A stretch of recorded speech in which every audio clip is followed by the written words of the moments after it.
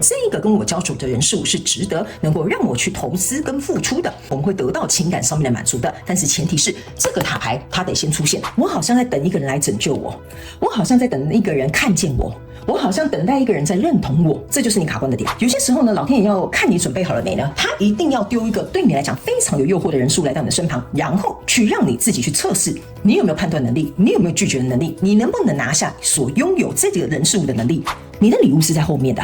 所以你不要紧张，你要做的应该是活在当下，好好去经历这2个月的学习。自然而然，当你相信你自己的时候，你的礼物就在这里。Hello， 双子座的朋友们，大家好，我是 Jane。今天这个影片是要给双子座的朋友们的正能量运势牌卡解读哦。那正能量运势牌卡解读没有任何时间上面的限制，所以如果你不是在我们首播的时候看到这一则影片的话呢，我会建议你以当下的季节为主，或者是前后推敲3个月左右的时间，通通都可以。影片下方资讯栏有详细的影片说明。那当然呢，我也相信什么时候看见就是最适合你的时间，所以你也可以不需要拘泥这些时间点哈，你可以去享受这些讯息为你带来的这个协助，这样子就可以了哈。好，那我们今天呢，一样在开场的同时，会跟大家稍微说明一下有关于这次正能量运势牌卡解读的整体架构跟流程啊。首先呢，我们正能量运势牌卡解读有分为上下半场哈。等我一下，你的牌飞走了，我帮你剪一下。OK 哈。好，那我们会分为上下半场。那上半场的部分呢，就是你现在正在看到我正在洗牌翻牌的这个部分。我们会分为3个部分。第一个部分呢，也就是各个月份的能量场的一个轮廓。第2个部分，我们会来看看在这个季度的过程当中，你可能会在哪些状况或哪些面向感觉到内耗。第3个部分，我们会来看看，如果你希望这一季所有的事情可以顺利转动的话呢，你应该要具备哪些内在力量。紧接着，我们就会进入到下半场的延伸牌卡解读。那在下半场的延伸牌卡解读呢，我们会分为5个部分。第一个部分呢，我们会来看看各个月份的能量场呢，我们会用宇宙验证牌卡，请宇宙直接来验证我在上半场要告诉你的这些讯息啊，每个月的症节点啊、细节，甚至可能会发生的一些事件。接下来呢我们会到第2个部分。那第2个部分呢，就是会来看看双子座朋友们呢，在这个季度的过程当中，每个月份有没有哪些需要改变的旧有的模式，以及在第3个月份呢，我们会来看看各个月份跟整个季度过程当中，你会遇到哪些卡关的点。我们现在超前部署啊。那第4个部分，我们会来看经由这一季的这个洗礼，各个月份跟整个季度，你会获得哪些全新的能力。最后一个部分就是第5个部分呢，就是大家最喜欢的天使跟宇宙传讯的部分啦。那我们就一起来听看看天使跟宇宙有什么讯息，希望透过传讯者我以口说表达的方式来告诉你 OK 哈。好，那我们呢在准备进入这个解牌的环节之前，再一次跟新的朋友们说明一下哈。等一下呢，我在解牌的过程当中，我会讲第1个月跟第2个月还有第3个月，这并不代表是今年的1、2、3月份，这是代表这一季的这个季度的首月、次月跟末月。当然我刚刚有讲了，你可以灵活运用这些讯息，不用受这些时间上面拘泥 OK 哈。好，那接下来就请双子座的朋友们给我一点时间，让我去感受你能量场上面的呈现跟细节哦，请稍后哦。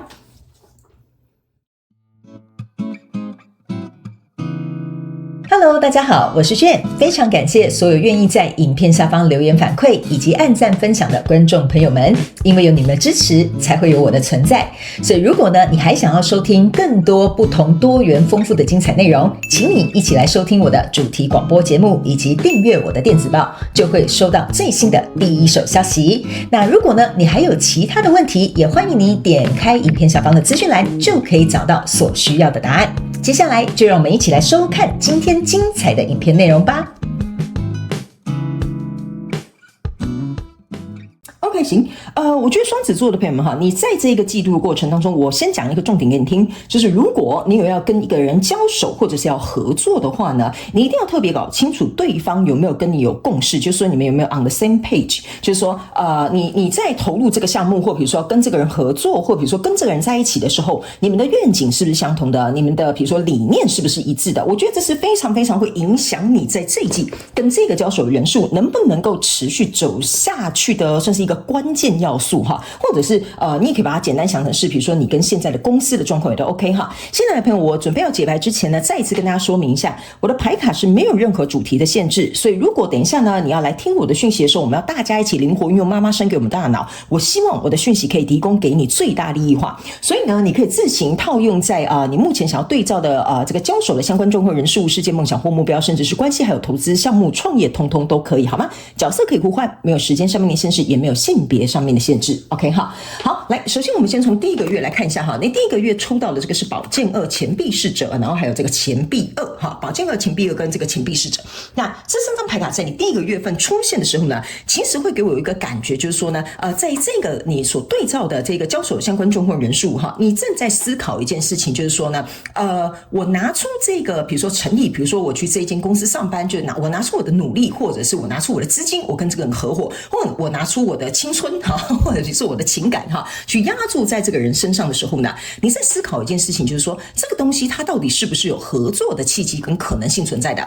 就有点像说能不能长久哈，或能不能有发展性？原因是因为呢，这个钱币二加这个钱币侍者象征的其实是钱币三，但由于它是一个拆开的钱币三，再加上你注意看，这个人是有点犹豫的，我不知道要不要把这整颗钱币拿出来哈，它只有露出半颗的这种状态。那这边呢有一个小丑哈，这个小丑呢很像在这边杂耍 ，OK， 有点像说，我在用这颗球哈，这个钱币来进行一个杂耍，可是呢，他好像有点漏接他的，他没有像这个这个叫什么这个叫小丑呢，很顺利的把这个球接在手上。所以呢，我觉得这两颗钱币哈，有一点像说，我们两个好像都有意愿，就有应该说有意愿哈，想要创业哈，你也想创业啊，我最近刚好也有一点想要有这样子做的这个念头哈，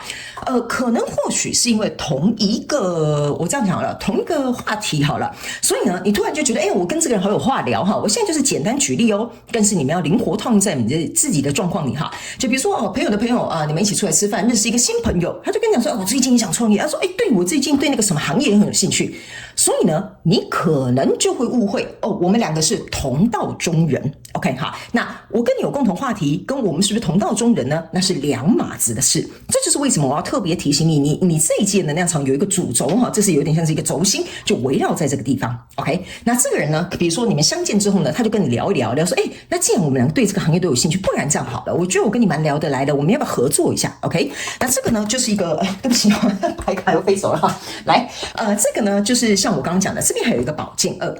那这个宝剑非常有趣的一件事情哈，你去想哈，宝剑二往后走是宝剑三，往前走是宝剑一 ，OK， 意思就是说呢，我如果跟这个交手的人事物合作或在一起或发展这段关系，或去这间公司上班的话呢，往后走非常有可能不是一个让我很舒服的一个状况，往前走非常有可能是一个宝剑一，我可以去开疆辟土，或者是比如说我可以去一个新的发展的这个机会 ，OK， 所以呢，这就有点像是说这个左右要向左走还是向右走哈。考验着就是你在判断这个人事物是否像我一开始跟你讲的，你们到底是不是有在这个 same page， 或者你们有没有共识，有没有一致性？这个呢，我觉得在第一个月是有待观察的，哈，有待观察的。所以呢，既然是一个有待观察的这个状况呢，我们来到这个第二个月份，这边呢是一个钱币骑士，这边呢是一个权杖骑士，这就是我要讲的重点哈。这边呢是一个宝剑侍者 ，OK， 为什么我会说哈，你一定要特别注意你们两个是不是有一致性，或有共识，或者是商讨这些过程当中，你可能要去思考一下的原因，就是说呢，你去想哈，你刚刚在这边抽到的这个都是钱币要合作的力量，这个宝剑呢象征就是我想要有一个新的开端，但是来到这边，你注意看到这两个骑士，一个是拿权杖，一个是拿钱币，意思就是说有一个人是凭借热情。有一个人是好，既然我们在第一个月聊得这么开心好，那我决定我要投入了，我资金已经到位了我准备要跟你一起合作创业，我这个比如说准备了1000万类似像这样，但这个人就是很热情就是太好了，我终于找到有个人跟我一样有这么热血或者是对这件事情这么期待。但是这个人到底实际有没有像这个钱币骑士准备好这个钱币象征就是实质的摸得着的，我可以给你承诺的，我不会比如说就是那什么反复不定的这个就是钱币的这个象征。那你要去想一件事情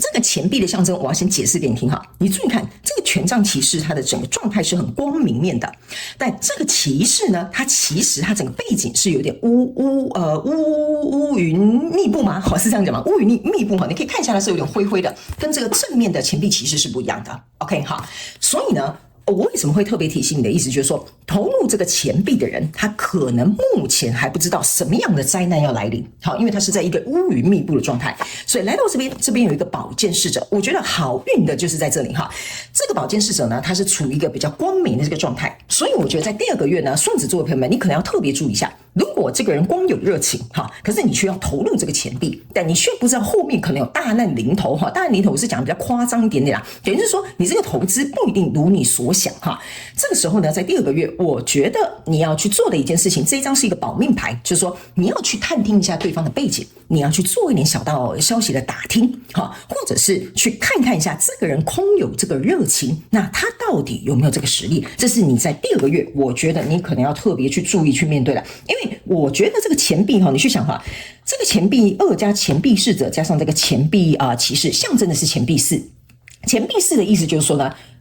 要跟你合作的这个人事物哈，你呢自己本身是有限的。什么叫有限的呢？就是说你可能在资金上面有限，可能这1000万去投资创业没有就没有了，或者是比如说你的青春是有限的，你要投入跟这个人交往时间溜走就是溜走了，他不会回来的。OK， 所以我才会跟你说，如果你是我刚刚讲的这个钱币侍者的这个能量，因为我们有讲这个角色可以互换哈，你的东西。你的资源是有限制的状况之下呢，我觉得这个宝剑侍者就是出来拉你一把的，告诉你，你要注意哦，宝剑2加宝剑侍者是宝剑3的状态，所以你要能够避免让你感觉到在未来这个投入投资是不舒服的、没有回报的，或者是不如你预期的。这个你要在前1-2个月，我觉得这个能量场已经很明显的在告诉你，一定要多加仔细，因为来到第3个月能量场，你抽到的这个是宝剑骑士，抽到的这个是太阳牌卡，抽到的这个是恋人牌卡。OK 哈，那这边呢，我先跟你说明一下哈，这个宝剑2加宝剑侍者再加上宝剑骑士，象征的是宝剑4，意思就是说，如果在前2个月你有做好这种深思熟虑去打听消息啦，去了解这个人的背景啦，哈 ，OK，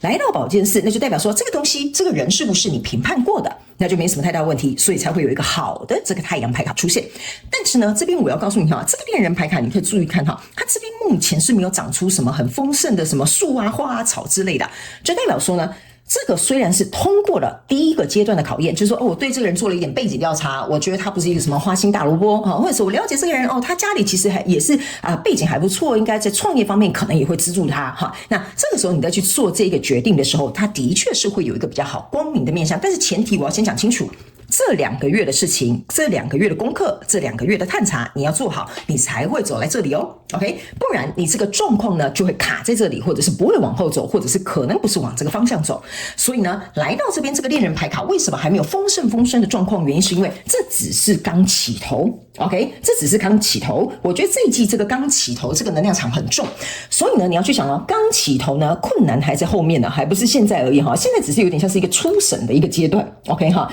所以呢，这个恋人牌卡目前没有开花结果，这是很正常的，所以你不要担心这一张牌卡是什么。但是我要告诉你的主轴就是在前2个月 ，OK， 你一定要做好你该做的功课，因为每个人所对应到的状况不一样，我就只能点你哈，或者是讲一个大概的状况，你要自己能够去思考，我要在哪方面多加注意 ，OK 哈。但这个部分你不用担心，等一下我们在下半场延伸牌卡解读的时候，我们会有更详细的分析跟说明，然后我们也一起来看看有没有什么可以发生的可能会发生的事件哈，我们可以提前超前部署一下。好不好？好，来，接下来呢，我们来看一下上半场的第2个部分，我们会来看在这个季度过程当中，你会在哪些状况或面向感觉到内耗，好不好 ？OK 哈，好，来，这个是憧憬跟投射。然后呢，这个是回溯问题跟反刍问题反刍情绪跟活在当下，还有逃避忧虑。OK， 这个就是我刚刚跟你讲的。这个乌云密布在这里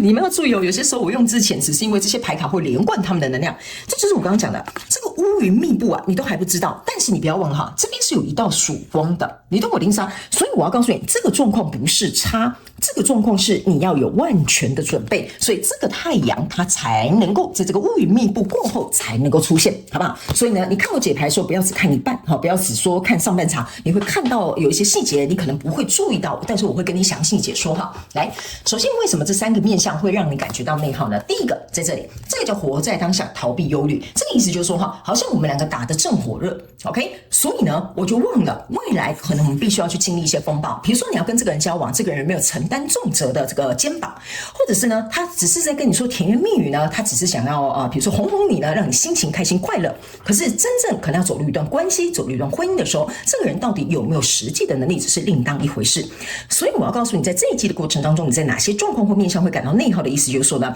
如果你避开你的忧患的话，意思就是说你没有这个忧患意识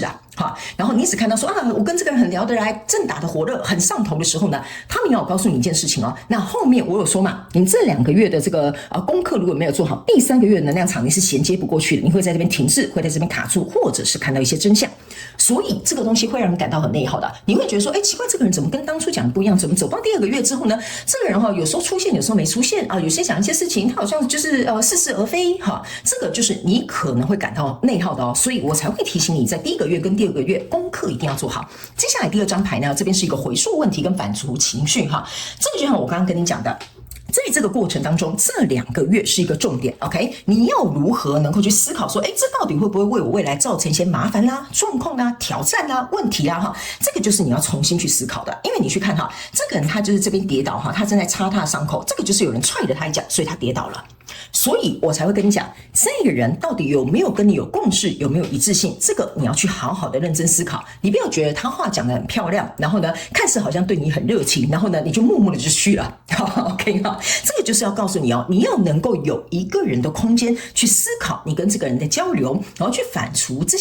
个人哈，这个人事物给你带来什么样的情绪。如果你觉得这个跟你交手的人事物哈，你会觉得说，我跌倒哈，是他在背后踹你一脚的话，这个也会让你感觉到很内耗的，因为你会觉得说，我这么信任你，怎么你跟我创业到一半，然后你就变成一个懒骨头哈，什么事情都不做，你都推脱给我哈，或者是呢，你会觉得说这个人怎么当初说的跟他做的都不一样，然后呢，你这个时候可能会去想都是因为他踢我才跌倒，都是因为他这样子花言巧语我才会掉入这个坑都是因为他这样子什么很热情说服我才会相信他哈。我要告诉你哦，如果有任何人推动你去做这件事情，可是你自己却没有做好这个功课，那这个不是这个踢倒你的人的错，当然这个他不能踢你哈，但是呢，你要能够理解我的意思，就是说这个你是有一半的责任的。OK， 你怎么会让他这样践踏你、欺负你或踢你呢？这个你要好好的去思考一下，因为这个部分也会让你很内耗哦。OK 哈，好，因为这个可能到了这种如果你万一心态呢比较容易受到刺激的话，你可能就会有一种被害者的心态。OK 哈，那来到这边这个就是憧憬跟投射，这个也是会让你很内耗的，因为你对于这个人事物你是有憧憬的，你是有投射的，你是希望他按照你想要的方式去发生的。但是如果这2个月的功课没有做好，在这个月份这里在差不多尾端或第3个月月初的时候，你就会发现你对这个憧憬跟现实所看到的状况是不一样的哦。好，双子座朋友们，这个我觉得特别在提醒你哈，你不要觉得我很像鬼打墙，一直重复提醒，因为只要一旦是有重要的讯息，他们都会希望我重新再告诉你。OK 哈，好，那接下来呢，我们要来看这个季度的过程当中，在我们第3个部分上半场的部分哈，如果你想要一切事情转动很顺利，那你内在应该要具备哪些内在力量 ？OK， 那跟新来的朋友们说明一下，我不是一个按照牌阵跟牌意解牌的人，你可以去参考这个字面上的意思，但是我会以一个翻译能量场的状况来告诉你哈。首先呢，我个人会感觉在这一季，如果呢你希望这一切呢能够按照一个怎么讲比较顺利的方向去发生哈，你应该要去思考一件事情。就是这个来到你身边的人事物，它不一定哈，你要听我解释清楚。他们说要叫我解释清楚哈，它不一定是怎么讲？它不一定是可以跟你共同上路的。但是这个人的出现是让你去看见你在哪个地方可能忽略了，可能轻易了，可能就是没有那么的怎么讲仔细了。OK 好，所以他们要我告诉你能够让这件事情呢转动的比较顺利的内在力量的意思就是说，不是叫你时时刻刻对这个人事物好像很警惕很防备这样子这样也是过了头。他们说你要具备的那个内在力量有点像是说，我对这个东西我是敞开接受的。但是我不会因此把我应该要去做的功课，像我前面讲的，或者是我应该要打开对这件事情的敏锐度或者是比如说我对这件事情的一个比如说彻底的调查或了解，或我要知道我在过程当中可能会承担什么样的代价，或者是责任，或者是事后可能会发生的事情，我自己本身要能够去做足。 OK， 所以这个就意思就是说，只要你能够把这块部分去把它做好，这个就是协助你在这个人事物的过程当中，它能够顺利运转的内在力量。他们叫我举个例给你听哈，即使这个人是一个大坏蛋，但是你把这些做功课跟我刚刚讲的这些内在力量去把它具备好，就算他是一个大坏蛋好了，第一你也不会受骗，对吧？第二你不会损失，第三你很清楚知道原来我知道你现在是一个大坏蛋了，没关系大不了我不要就好了。所以你不会被这件事情影响，你也不会进入一个受害者的状态，然后呢你也不会因此说这么好的机会现在离我走，没想到他是这样的人，那下次我再也不要相信别人了，你也不会有这个阴影。所以这个就是可以让这个事件能够顺利转动的内在力量。第二个，这边还有另外一张牌卡哈，他们要我告诉你一件事情，就是说呢为什么我刚刚前面这一张会跟你讲说你要敞开你的心胸的原因，就是说呢因为我们敞开心胸是代表我们在跟有点像说我们在跟宇宙许愿说，我愿意请你把更好的这个人数送到我的生活当中，对吧 ？OK 哈，但是在送到这个生活当中的过程当中，你要有能力能够去筛选，有能力能够去拒绝，有能力能够去接受才可以。不然呢，就算宇宙把很好的人数哈送到你的这个面前来哈，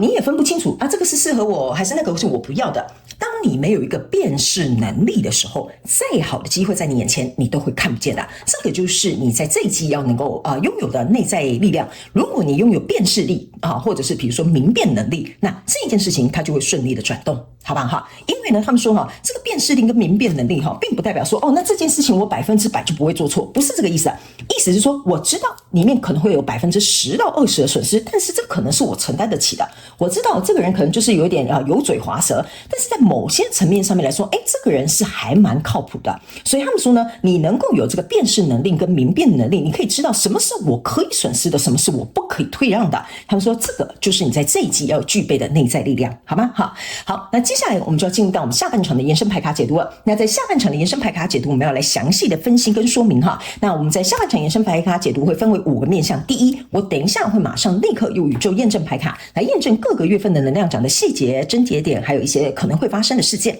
第二个部分，我们会来看看各个月份你有哪些需要改变的模式。第三个部分，我们会来看看各个月份还有整个季度你会有哪些卡关的点要特别注意。第四个部分，我们会来看经由这一季的洗礼跟学习，你会拥有哪些全新的能力。最后，我们就会进入到天使跟宇宙传讯的部分。所以呢，如果你也想要来加入到我们下半场的延伸牌卡解读，我们下半场的延伸牌卡解读连结就在这一则影片下方的资讯栏的第一行，你可以很轻松找得到它。欢迎你们以行动来支持我们的频道，好吗？好，那以上呢，上半场的这个基础轮廓，稍微给这个双子座的朋友们参考一下，也希望可以为你带来一点帮助。也非常感谢双子座的朋友们来收看我的影片，也希望你会喜欢。那我们就下半场延伸牌卡解读见喽，拜拜。